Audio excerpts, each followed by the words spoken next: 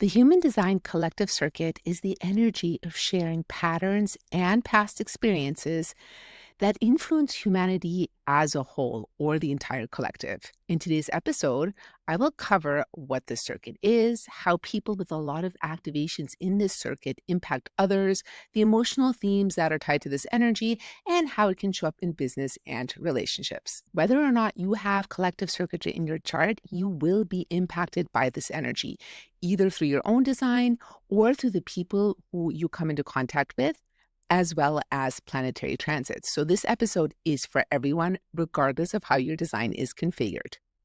Welcome to Heart-Centered Human Design, Emotional Intelligence and Conscious Business, the show that empowers heart-centered entrepreneurs to use human design and emotional intelligence to create meaningful success, work-life balance, and transform their passion and purpose into impact and prosperity. If you haven't yet, make sure to download your free Human Design Purpose Guide. This is a customized report specific to your unique design that covers the bigger aspects of your purpose, as well as the emotional themes and potential fears that can come up as you move through fulfilling your purpose and your potential. You can get that at vanessanaja.com/free guide, and I'll also link it in the show notes. So we're moving into the last part of the three major circuits in human design. And circuitry is how the energy moves through your body graph, your unique design. Anything in your body graph that is colored in is what is considered defined. This is consistent energy. This is your nature. This is what you broadcast out into the world, and you have access to it at all times throughout your entire life.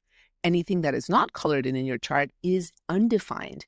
And that means this energy is inconsistent for you. This is what you pick up from other people, what you learn through transits, through the environment. And it is energy that shows up for you when you need it, when you're following your strategy and authority. It's just inconsistent. And overall, we have all parts of the chart available to us. It's just that some parts are consistent for us and defined. They are part of who we are and what we broadcast out. The other parts are areas that we have potential to become incredibly wise about. These are the undefined aspects of our chart that we learn about through others, the transits, and our environment. So basically, we are always impacted by all of the circuitry, whether we have it defined in our chart or not. And so it's so important to understand how this works and also how your loved ones, your colleagues, the people that you surround yourself with are configured so that you can learn through their energy in the parts of the chart that you do not have defined, and that you also understand how you impact them through the defined areas of your chart. The collective circuit is the last of the three major circuits in human design. We've already covered the individual circuit as well as the tribal circuit. And in the upcoming 2 episodes, I'll break down the sub-circuits of the collective circuit. Now, collective energy is the energy of sharing what we have learned from our past, whether that is our own experiences or what we've learned through the patterns of the past and the patterns of logic. We share these experiences and patterns in a way that will benefit the collective as a whole in order to move forward into the future. People that have a lot of collective circuitry defined in their chart really want to make a difference in the world for humanity as a whole. They really have a desire to use their life to serve the greater good. There are 2 sub-circuits in the collective circuit. We have the logic circuit, and this one is very much focused on patterns that can be repeated to predict what may happen in the future when the pattern repeats. And the abstract circuit focuses on our past experiences, the stories of our lives, what we have learned through experiences, and making sense of those experiences and sharing what we've learned. Unlike the tribal circuit, which is more about your family, your loved ones, your colleagues, your communities, or the individual circuit, which is very much about uniqueness and being your unique individual self, the collective circuit is more about the big picture and the greater good. And this energy is not personal. It's very much about what benefits humanity as a whole. The collective circuit encompasses the inspiration of the head center, the conceptualization of the ajna center, the communication and action of the throat center, the survival instinct of the spleen center, the emotional intelligence of the solar plexus center, the love and direction of the G center, the drive and stamina of the root center, and the life force energy resource of the sacral center. The only center that the collective circuit does not touch is the ego or willpower center, which is primarily tribal and a little bit individual. So the main themes of this circuit are the big picture thinking. It's not so much about each individual, but it's more about the impact made on society and evolution for the whole. This is about sharing and contribution. It is about offering wisdom that has been learned either through past experiences or through logic in order to create a positive impact that moves humanity as a whole forward into the future. There's progress in learning here either through patterns and logic or through storytelling, which lives in the abstract.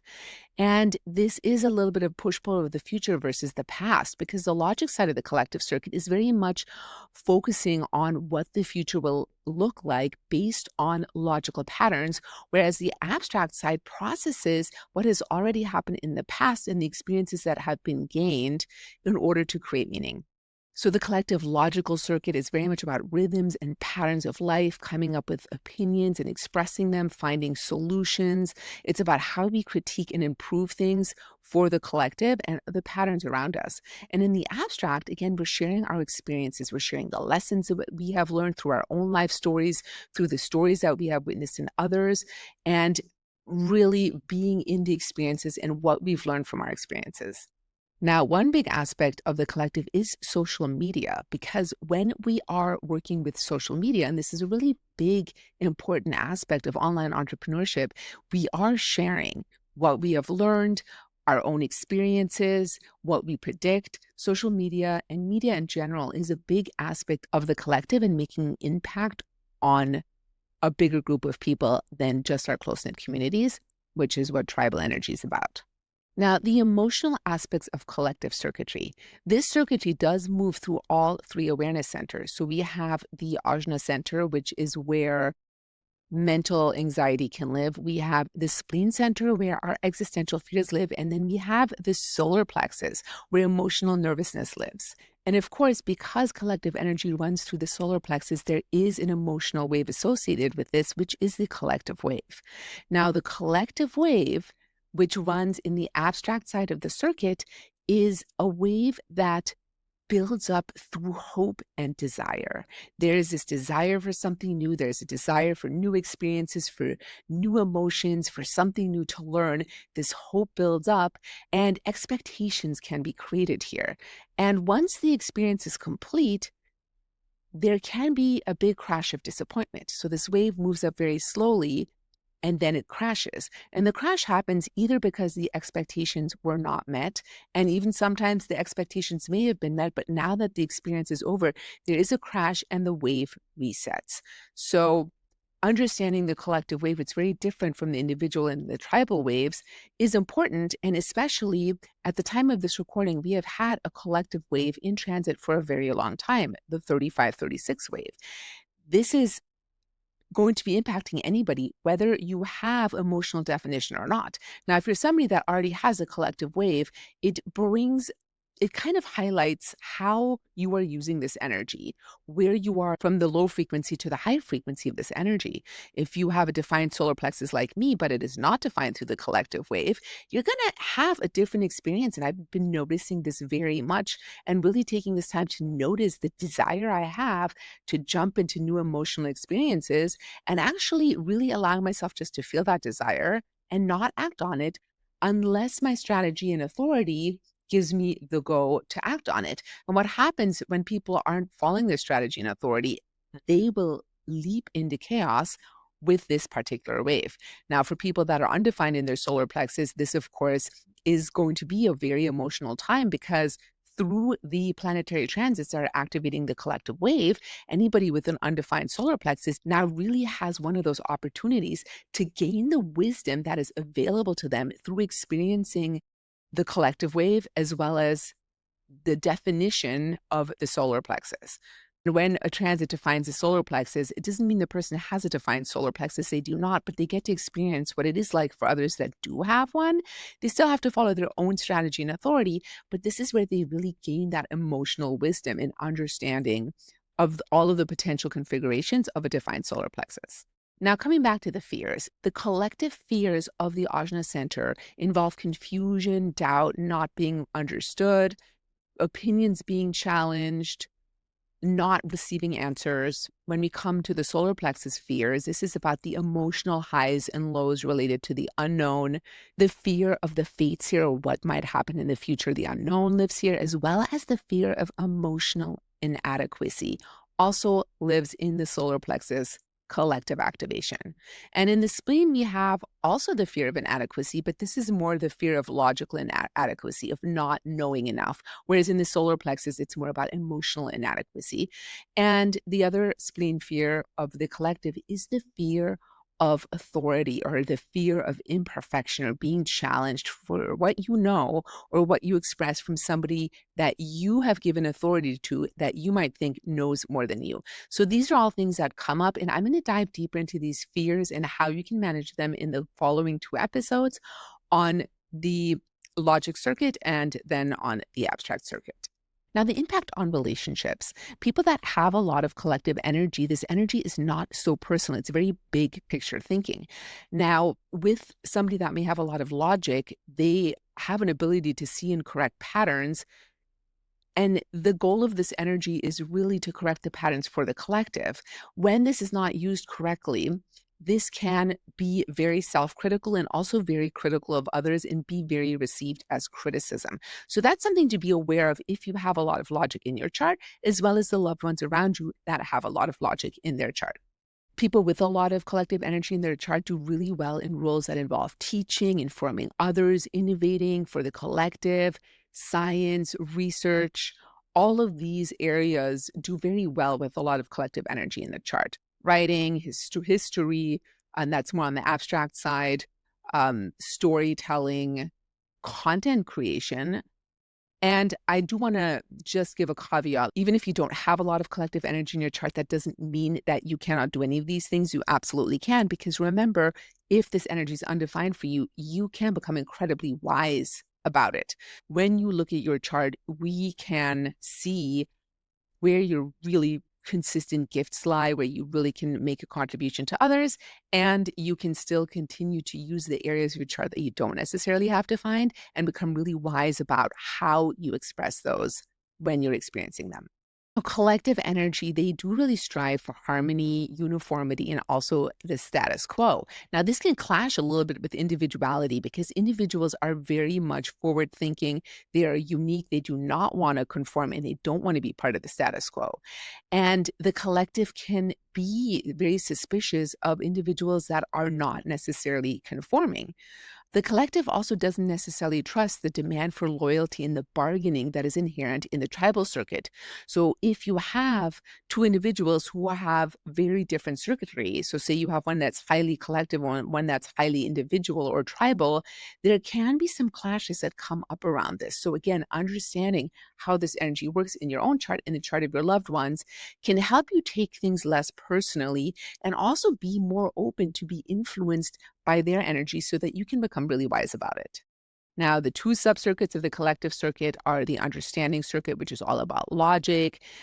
This energy has the ability to really see patterns and use those patterns to predict the future. They're really good at creating structure, and this is very much about left brain thinking. And with this energy, we have a lot of conditioning around education and schooling. It's very logically based. So people that have a lot of logic in their chart, it's almost advantageous for them, because you're easily considered smart if you're logical in traditional schooling. It's so important to recognize this, that there are so many more ways of knowing than just logic. So somebody that does not have a lot of logic circuitry in their chart may feel like they're not smart, or they don't know, they might not be able to show their work that they're supposed to, and really breaking away from that traditional schooling system. And yes, traditional schooling is great for logical people, but for somebody who might be more individual, or especially if they're more on the abstract side of the circuit, that might not be the best way for them to learn. So embracing new ways of learning, understanding, and schooling can be really important for someone that does not have a lot of logic circuitry in their chart. Doubt lives in the circuitry, and the doubt is meant to be there because people, like, when there's a lot of logic in the chart, you're meant to doubt information so that you can then verify it. Now, the problem occurs when doubt is turned in on itself and becomes highly self-critical and can also become very critical of others. Black and white thinking is really common in the circuitry and something that you really want to become aware of if this is a problem for you. This is about not seeing all sides. And I definitely have experience with this. I do have channel 1762 and several other aspects in logic circuitry. And I do notice when I become very black and white about things, that is the low expression of the logic circuit. And I need to step back and expand my perspective so I can see the big picture and not get so bogged up in the details. In business, the circuitry really comes in handy for people like analysts, strategists, scientists, educators, people that build systems, and anything where logic is really valued. Then the other subcircuit is the sensing or abstract circuit. And this is very much about abstract thinking, right brain thinking, experiences of the past, making sense of the past, and sharing those experiences with others, with the collective, so that people can learn from what you've learned. This is a lot about finding meaning in the experiences that have already occurred in the past. This is the emotional side of the circuit. This is the side that runs through the solar plexus. I already talked about the collective wave. And this can be a little bit of an emotional roller coaster. So one of the things with this energy emotionally is you want to really keep your expectations in check. You want to really be open to all possibilities because it's the expectations that really create problems here, because oftentimes we have these hopes, we have these desires, we have these expectations of how things will be, and then reality often doesn't meet our expectations. It can wildly exceed them, but it can also fail them, or it can just be very different, and then there's this disappointment. So keeping expectations in check really helps you with the emotional aspects of this energy and also really opens you up to all the different possibilities that are available to you. And for business here, creatives, storytellers, writers, counselors, filmmakers, historians, as I've already said, this is great energy to express in those types of mediums. Abstract energy also moves in cycles. They have cycles that have distinct beginnings, middles, and ends. And in order to really understand what has been learned, you have to go through the entire experience because the answers usually come at the end. A lot of time, people that have a lot of abstract circuitry don't necessarily get what's happening in the moment. And this can show up in studies and classes where it's just like, I don't understand what's happening. I don't get it. And it's after the experience is complete, even if you're taking like an entire semester of something, it's like everything will come together at the very end when the experience is complete. And that is totally okay.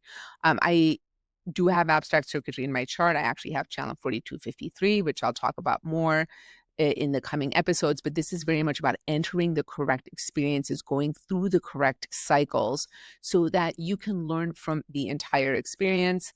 And this is something that infuses the entire abstract circuit. So allowing the completion of experiences before you share what you've learned is an important part of this.